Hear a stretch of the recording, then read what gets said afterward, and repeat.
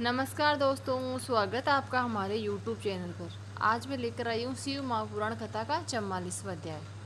आज की कथा में मेनका का विलाप, शिव के साथ कन्या का विवाह न करने का हठ, देवताओं तथा श्री विष्णु का उन्हें समझाना तथा उनका सुंदर रूप धारण करने पर ही शिव को कन्या देने का विचार प्रकट करना। आज की कथा में यही सब वर्णित है। ब्रह्मा जी कहते हैं, नारद, जब हिमाचल प्रिया सती मेनका को चेत हुआ तब वे अत्यंत क्षुब्ध होकर विलाप एवं तिरस्कार करने लगी। पहले तो उन्होंने अपने पुत्रों की निंदा की, इसके बाद वे तुम्हें और अपनी पुत्री को दुर्वचन सुनाने लगी। मैना बोली, मुनि, पहले तो तुमने यह कहा कि शिवा शिव का वर्ण करेगी, पीछे मेरे पति हिमावांक कर्तव्य बताकर उन्हें आराधना पूजा में लगाया, परंतु इसका यथार्थ फल क्या देखा गया? विपरीत एवं अनर्थकारी दुर्बुद्धि देवऋषि, तुमने मुझ अधम नारी को सब तरह से ठग लिया। फिर मेरी बेटी ने ऐसा तप किया जो मुनियों के लिए भी दुष्कर है। उसकी उस तपस्या का यह फल मिला जो देखने वालों को भी दुख में डालता है। हाय, मैं क्या करूं? कहाँ जाऊं? कौन मेरे दुख को दूर करेगा?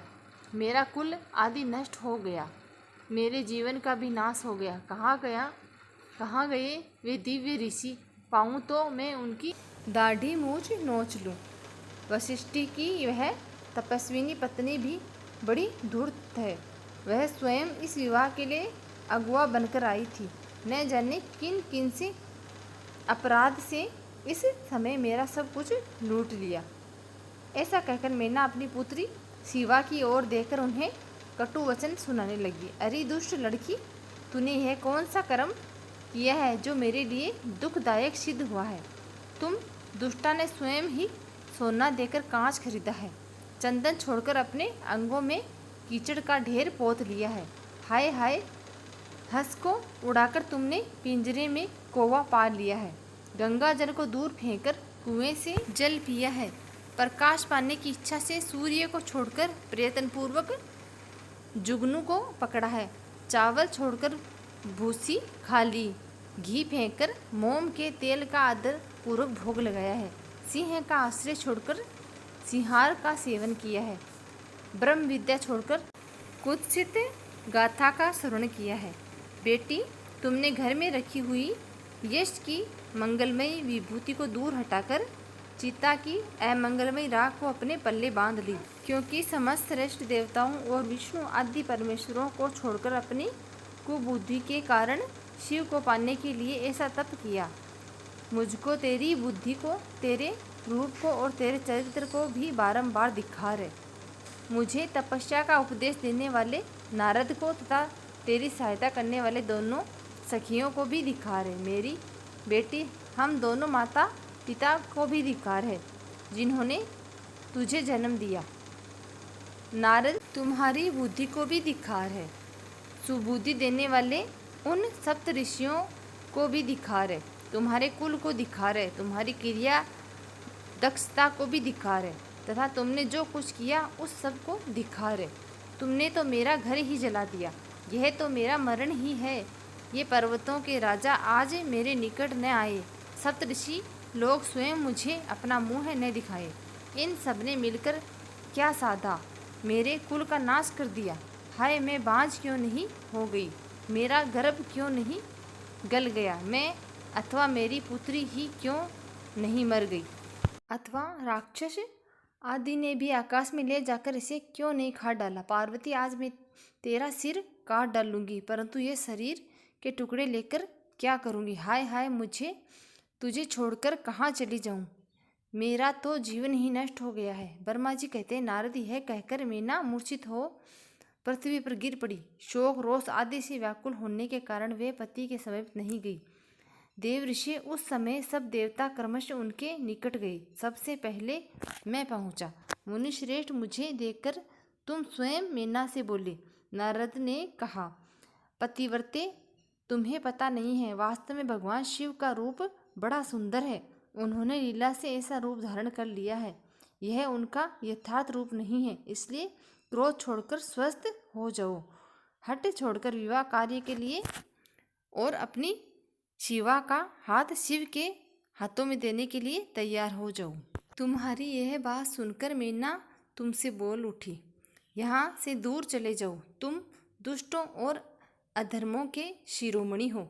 मेना के ऐसा कहने पर मेरे साथ इंद्र आदि सब देवता एवं दिक्पाल कर्मश आकर यूं बोली, पितरों की कन्या मैंने, तुम हमारे वचनों को प्रसन्नतापूर्वक सुनो। ये शिव निश्चय ही सबसे उत्कृष्ट देवता है और सबको उत्तम सुख देने वाले हैं। आपकी पुत्री के लिए अत्यंत दुस्सह तप को देखकर इन भक्त वत्सल प्रभु ने कृपा पूर्वक उन्हें दर्शन और श्रेष्ठ वर दिया था। यह सुनकर मेना ने देवताओं से बारंबार अत्यंत विलाप करके कहा, शिव का रूप बड़ा भयंकर है, मैं उन्हें अपनी पुत्री नहीं दूंगी।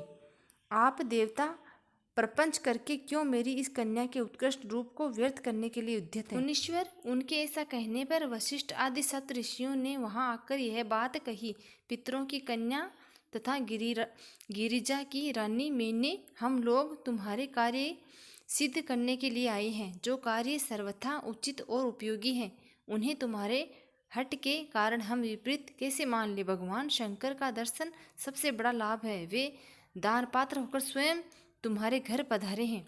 उनके ऐसा कहने पर भी ज्ञान दुर्बला मेना ने उनकी बात मिथ्या कर दी और रुष्ट होकर उनसे कहा, मैं शस्त्र आदि से अपने बेटी के टुकड़े टुकड़े कर डालूंगी, परंतु उसे शंकर के हाथ में हाथ नहीं दूंगी। तुम सब लोग दूर हट जाओ, किसी को मेरे पास आने की जरूरत नहीं है। ऐसा कहकर अत्यंत विहल हो विलाप करके चुप हो गई। मुनि वहाँ उनके इस वर्ताव से हाहाकार मच गया।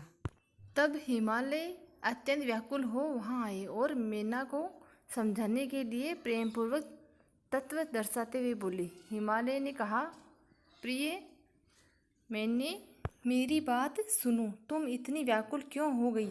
देखो तो कौन कौन से महात्मा तुम्हारे घर पधारे हैं, तुम इतनी निंदा क्यों करती हो? भगवान शंकर को तुम भी जानती हो, किंतु नाना नाम स्वरूप वाले शंभु के विकट रूप को देखकर घबरा गई। मैं शंकर जी को भली भांति जानता हूँ, वे ही सबके प्रतिपालक हैं, पूजनीय हैं तथा अनुग्रह एवं निग्रह करने वाले हैं।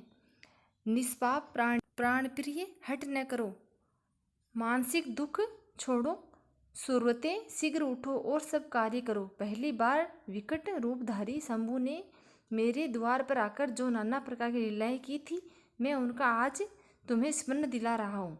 उनके उस परम महात्म्य को देख और समझकर उस समय मैंने और तुमने उन्हें कन्या देना स्वीकार किया था। प्रिय, अपनी उस बात को प्रमाण मानकर सार्थक करो। इस बात को सुनकर शिवा की माता मेना हिमालय से बोली, नाथ मेरी बात सुनिए और सुनकर आपको वैसा ही करना चाहिए।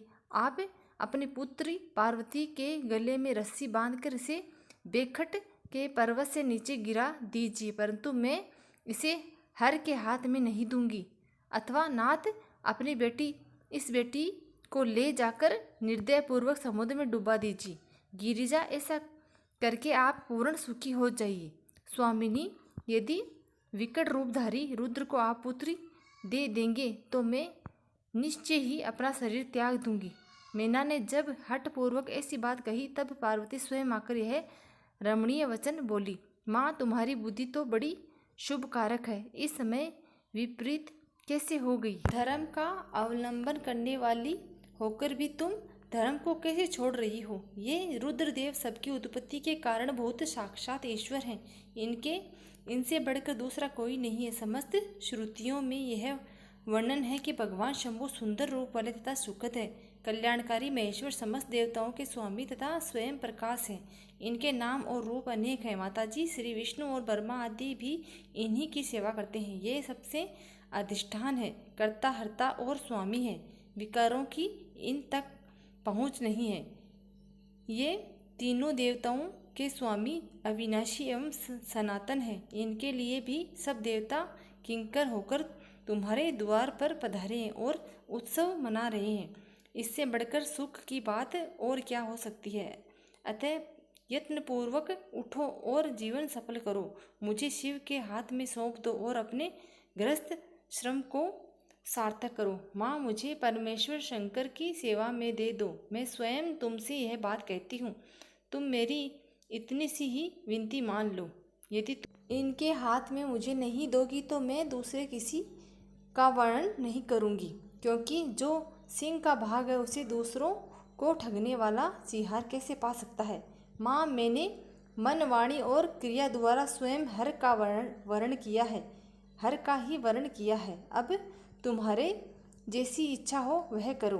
ब्रह्मा जी कहते हैं, नारद पार्वती की यह बात सुनकर कलेश्वरी प्रिया मेना बहुत ही उत्तेजित हो गई और पार्वती को डांटती हुई दुर्वचन कहकर रोने तथा विलापने लगी। तदंतर स्वयं मैंने तथा सनकादि सिद्धों ने भी मेना को बहुत समझाया, परंतु वे किसी की बात न मानकर सबको डांटती रही। इसी बीच में उनके सदृढ़ एवं महान हठ की बात सुनकर शिव प्रिय भगवान विष्णु भी तुरंत वहां आ पहुँचे और इस प्रकार बोले। श्री विष्णु ने कहा, देवी, तुम पितरों की मानसी पुत्री एवं उन्हें बहुत ही प्यारी हो, साथ ही गिरिराज हिमालय की गुणवती पत्नी हो। इस प्रकार तुम्हारा संबंध साक्षात ब्रह्मा जी के उत्तम कुल से है। संसार में तुम्हारे सहायक भी ऐसे ही हैं। तुम धन्य हो। मैं तुमसे क्या कहूँ, तुम तो धर्म की आधारभूता हो, फिर धर्म का त्याग कैसे करती हो? तुम ही अच्छी तरह सोचो तो सही। संपूर्ण देवता, ऋषि, ब्रह्मा और मैं सभी लोग विपरीत बात ही क्यों कहेंगे? तुम शिव को नहीं जानती। वे निर्गुण भी हैं और सगुण भी हैं, कुरूप भी हैं और सुरूप भी हैं, सबके सेव्य हैं तथा सत्पुरुषों के आश्रय हैं। उन्होंने मूल प्रकृति रूपा देवी ईश्वरी का निर्माण किया और उसके बाल रूप में पुरुषोत्तम का निर्माण करके बिठाया। उन्हीं दोनों से सगुण रूप में मेरी तथा ब्रह्मा की उत्पत्ति हुई। फिर लोकों का हित करने के लिए वे स्वयं भी रुद्र रूप से प्रकट हुए। तदंतर वेद देवता तथा स्थावर जग रूप से जो कुछ दिखाई देता है वह सारा जगत ही भगवान शंकर से ही है उत्पन्न हुआ है। उनके स्वरूप का ठीक ठीक वर्णन अब तक कौन कर सका है अथवा कौन उनके रूप को जानता है?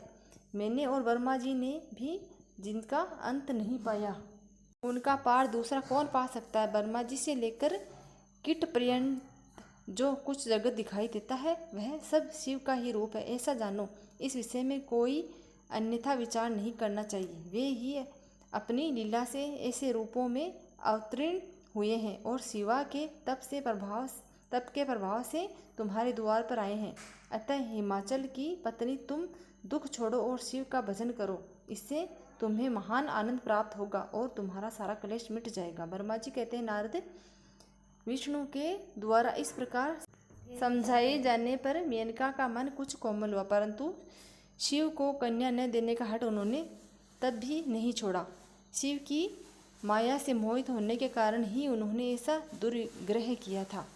उस समय मेना ने शिव के महत्व को स्वीकार कर लिया। कुछ ज्ञान हो जाने पर उन्होंने श्री हरि से कहा, यदि भगवान शिव सुंदर शरीर धारण कर ले तब मैं उन्हें अपनी पुत्री दे सकती हूँ, अन्यथा कोटि उपाय करने पर भी नहीं दूंगी। यह बात मैं सच्चाई और सदृढ़ता के साथ कह रही हूँ। ऐसा कहकर दृढ़तापूर्वक उत्तम व्रत का पालन करने वाली मेना शिव की इच्छा से प्रेरित हो चुप हो गई। धन्य है शिव की माया जो सबको मोह में डाल देती है। ओम नमः शिवाय। जय भोलेनाथ। 44वां अध्याय यहीं समाप्त होता है। मिलते हैं अगले अध्याय के साथ। धन्यवाद।